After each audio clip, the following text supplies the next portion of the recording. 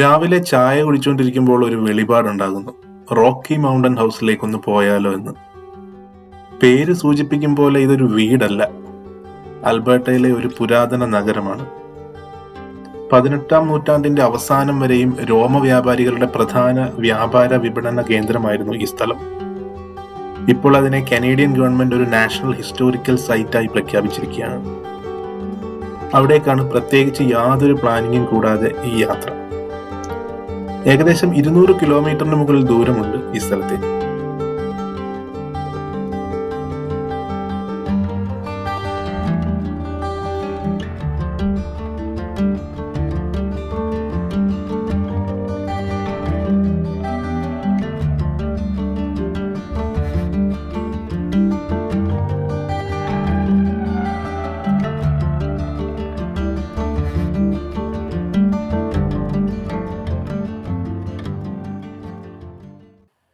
Alberta എന്നാൽ വർഷം മുഴുവനും മഞ്ഞുമൂടി കിടക്കുന്ന ഒരു സ്ഥലമാണ് എന്നൊരു ധാരണയുണ്ട്. എന്നാൽ സത്യം അതല്ല. 6 മാസത്തോളം മഞ്ഞുമൂടി കിടക്കുകയാണെങ്കിലും അടുത്ത 6 മാസം നിറയെ പച്ചപ്പുള്ള ഒരു സ്ഥലമാണ്. ഗോതമ്പ്, കനോല, ചോളം എന്നു തുടങ്ങി നിരവധി വിളകൾ ധാരാളമായി കൃഷി ചെയ്യുന്ന ഒരു സ്ഥലം കൂടിയാണ്. നാട്ടിലെ വൈക്കോൽ തുറു പോലെ ഇവിടെ കൊയ്ത്തു കഴിഞ്ഞ പാടത്ത് പുല്ല് റോളാക്കി വെക്കുന്നത് ഒരു സ്ഥിരം കാഴ്ചയാണ്. അടുത്ത 6 മാസത്തേക്കുള്ള കന്നുകാലികളുടെ പ്രധാന ഭക്ഷണം ഇവയാണ്.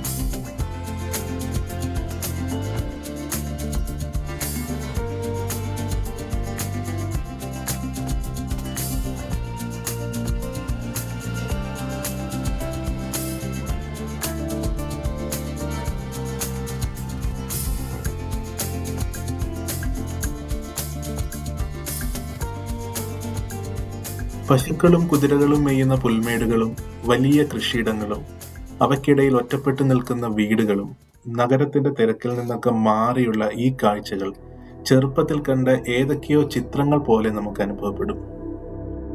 നോക്കെത്താ ദൂരത്തോളം നീണ്ടു നിവർന്നു കിടക്കുന്ന റോഡിൽ തിരക്ക് തീരെ ഉണ്ടായിരുന്നില്ല. ഫോൾസിന്റെ വരവറിയിച്ചുകൊണ്ട് ഇലകളുടെ നിറം മാറാൻ തുടങ്ങിയിരിക്കുന്നു.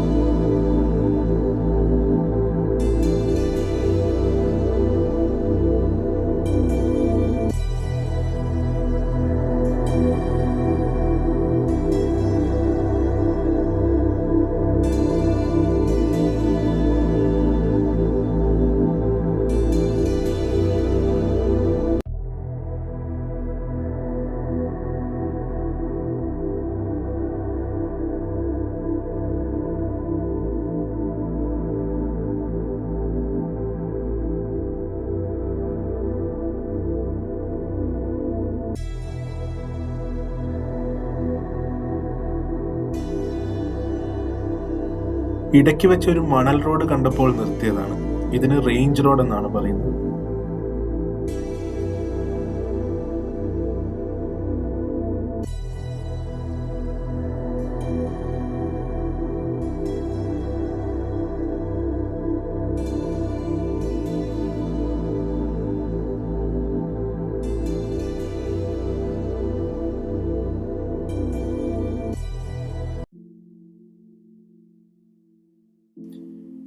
അവിടെ അപ്പുറത്തായി ഒരുപറ്റം ആട്ടിൻകൂട്ടങ്ങൾ മേയുന്നുണ്ടായിരുന്നു. ദൂരെ നിന്ന് കണ്ടപ്പോൾ അതൊരു മാൻകൂട്ടമാണെന്ന് ധരിച്ചാണ് അടുത്തേക്ക് ചെന്നത്.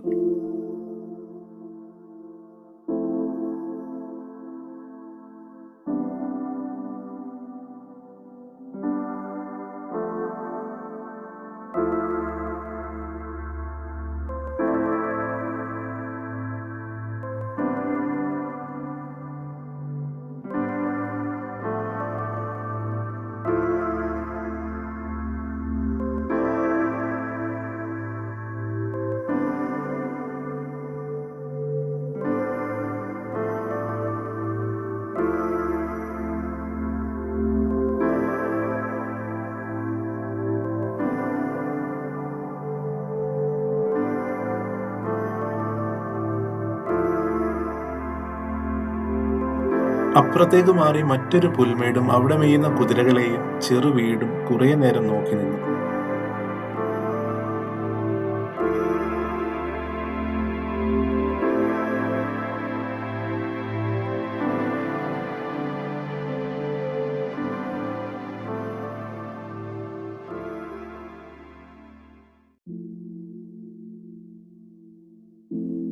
റോഡിനപ്പുറത്തായി പല വർണ്ണങ്ങളാൽ നിറഞ്ഞു നിൽക്കുന്ന ഒരു ചെറു താഴ്വര.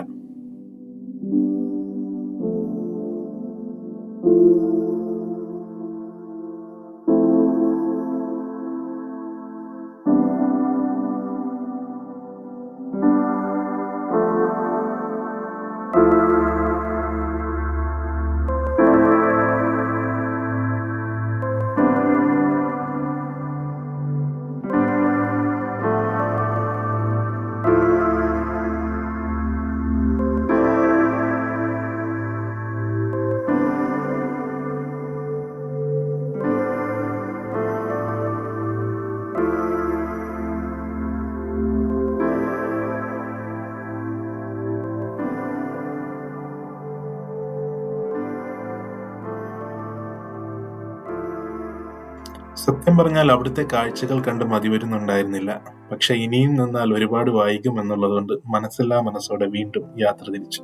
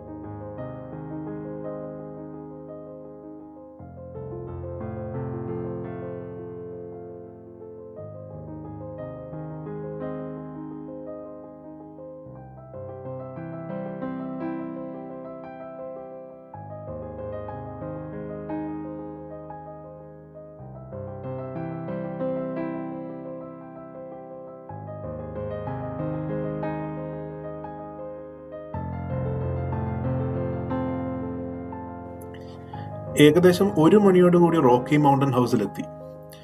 ആദ്യമായി ഇവിടുത്തെ ഒരു നാഷണൽ ഹിസ്റ്റോറിക്കൽ ക്യാമ്പിംഗ് സൈറ്റ് ഉണ്ട്, അത് കാണാൻ പോകാം എന്ന് തീരുമാനിക്കുമ്പോൾ അവിടെ ഇന്ന് ഞങ്ങൾ സ്റ്റേ ചെയ്യാൻ പോവുകയാണെന്ന് സ്വപ്നത്തിൽ പോലും കരുതിയില്ല. ഒരു നദിയുടെ തീരത്ത് കാടിനുള്ളിൽ വുഡ് ഹൗസും ടെന്റും ഒക്കെയായി ഒരു ഉഗ്രൻ ക്യാമ്പിംഗ് സൈറ്റ്. ഏതെങ്കിലും അവൈലബിൾ ആണോ എന്ന് വെറുതെ ഒന്ന് അന്വേഷിച്ചതാണ്. അപ്പോഴാണ് ഹെറിറ്റേജ് ക്യാമ്പിംഗ് സൈറ്റ് അവൈലബിൾ ആണ് എന്നറിയുന്നത്. അതും ഒരെണ്ണം മാത്രം. കൂടുതലൊന്നും ചിന്തിക്കാതെ അതങ്ങ് ബുക്ക് ചെയ്തു.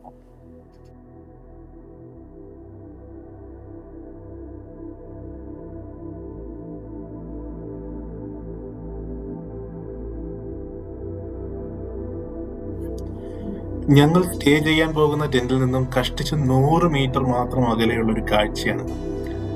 നോർത്ത് സസ്കോച്ചാൻ റിവറാണിത്. ഇവിടെ നിന്നും രോമവ്യാപാരം നടത്തിയിരുന്നവർ ഈ നദിയിലൂടെയാണ് കാനഡയുടെ കിഴക്കൻ നാടുകളിലേക്ക് അവ എത്തിച്ചിരുന്നത്. ഇവിടെ നിന്നും ഒരു സീനിക് ട്രെയിൽ പാത്ത് ഉണ്ട് അടുത്ത സൈറ്റിലേക്ക്. സമയം കളയാതെ ഞങ്ങൾ നടന്നു തുടങ്ങി.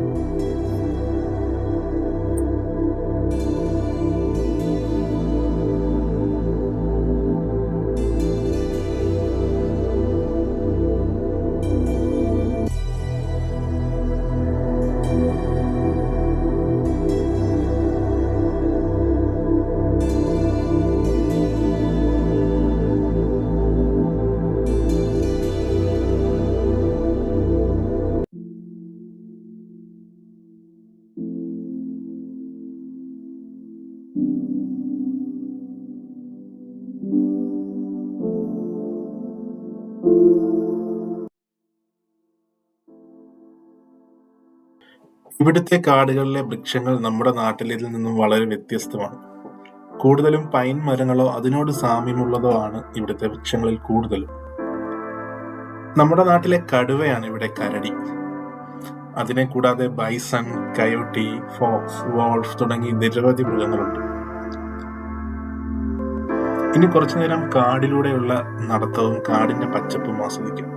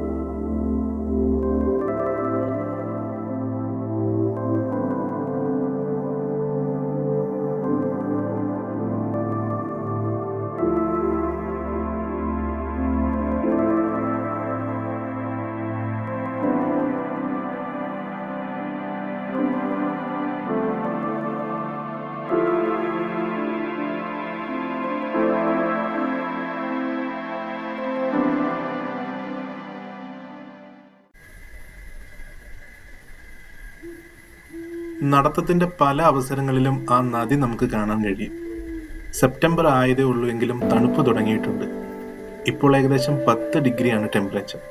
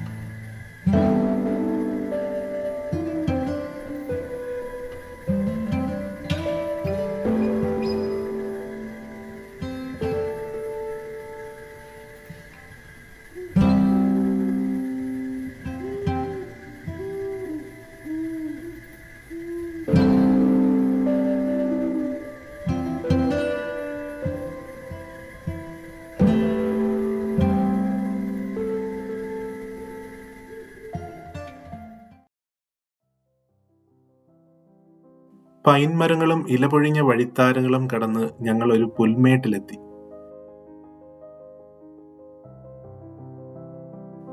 അവിടെ ഒരു പെൺകുട്ടി തിരക്കിട്ട് എന്തൊക്കെയോ സാധനങ്ങൾ എടുത്തു വെക്കുകയാണ്. ഞങ്ങൾ അവിടേക്ക് ചെന്നു. കാനഡയിലെ തദ്ദേശീയരായ മേറ്റിസ് വിഭാഗത്തിൽപ്പെട്ട ഒരു പെൺകുട്ടിയാണത്. അവരുടെ സംസ്കാരവും ജീവിത രീതികളും സഞ്ചാരികൾക്ക് കാണിച്ചു കൊടുക്കുന്ന ഒരു സംവിധാനമാണ് അവിടെ ഉണ്ടായിരുന്നത്. എന്നാൽ അവരുടെ സമയം കഴിഞ്ഞ് തിരിച്ചു പോകാനുള്ള തയ്യാറെടുപ്പിലാണ്. മാത്രവുമല്ല, മഴയും പ്രെഡിക്റ്റ് ചെയ്തിട്ടുണ്ട്. എങ്കിലും വളരെ പെട്ടെന്ന് അവിടെ ഉണ്ടായിരുന്ന പലതരം മൃഗങ്ങളുടെ തുകലുകളെയും അവയുടെ പ്രത്യേകതയെയും പറ്റി ആ കുട്ടി ഞങ്ങൾക്ക് പരിചയപ്പെടുത്തി. തൊട്ടടുത്ത് തന്നെയായി പണ്ട് കാലത്ത് രോമക്കുപ്പായങ്ങൾ ട്രാൻസ്പോർട്ട് ചെയ്യാൻ ഉപയോഗിച്ചിരുന്ന ഒരു വള്ളം കണ്ടു.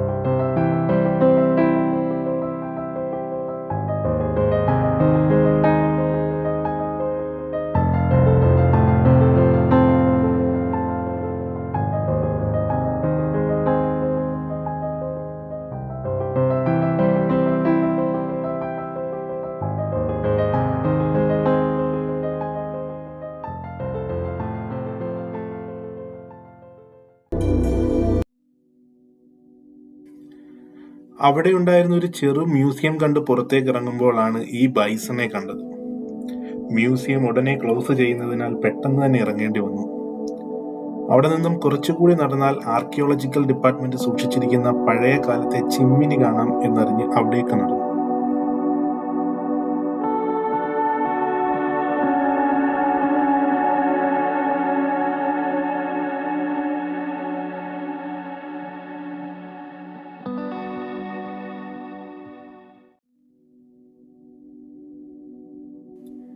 ഈ പ്രദേശത്ത് ആളുകൾ സ്ഥിരതാമസമാക്കുന്നതിന് മുൻപ് തന്നെ രോമവ്യാപാരികൾ ഇവിടുത്തെ കോട്ടകളിൽ യൂസ് ചെയ്തിരുന്ന ചിമ്മിനികളാണിത്. ഇതൊരു ചരിത്ര അവശേഷിപ്പായി സംരക്ഷിച്ചിരിക്കുകയാണ് ഇവിടെ.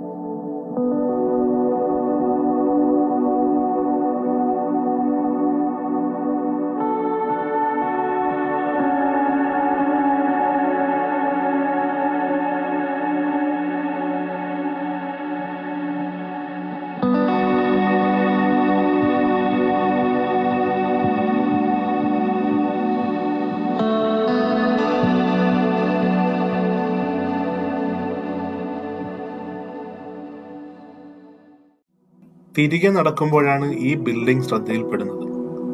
മനോഹരമായ ഈ നിർമ്മിതിക്കുള്ളിൽ എന്താണെന്നറിയാൻ പക്ഷേ സാധിച്ചില്ല. അവർ ഓൾറെഡി ക്ലോസ് ചെയ്തിരുന്നു.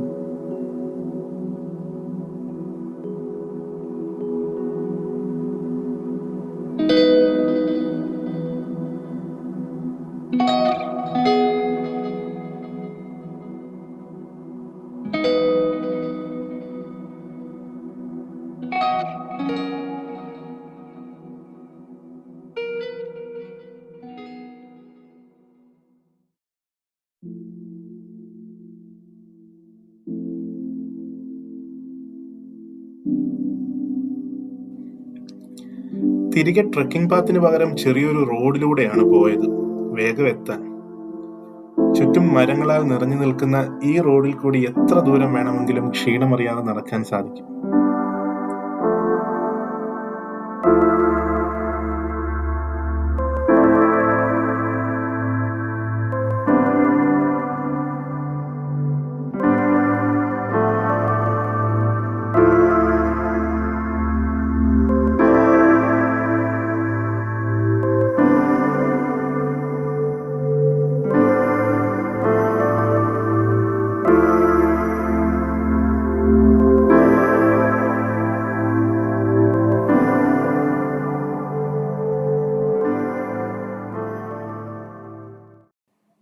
കുറച്ചു മുൻപ് കണ്ട പെൺകുട്ടിയും അവിടെ ഉണ്ടായിരുന്നവരുമാണ് ഈ ട്രക്കിൽ പോകുന്നത്. 5 മണി പോലും ആയില്ലെങ്കിലും ഇരുളു വീണ് തുടങ്ങിയിരിക്കുന്നു. തണുപ്പും ഏറി വരുന്നു. ഇനി വേഗം ടെന്റ് സ്റ്റേയിലേക്ക് മടങ്ങണം. അവിടെ നിന്നും ഡൗൺ ടൗണിൽ പോയി സ്ലീപ്പിംഗ് ബാഗും ഭക്ഷണവും ഒക്കെ വാങ്ങിക്കൊണ്ട് വരണം ഈ രാത്രി മനോഹരമാക്കണം.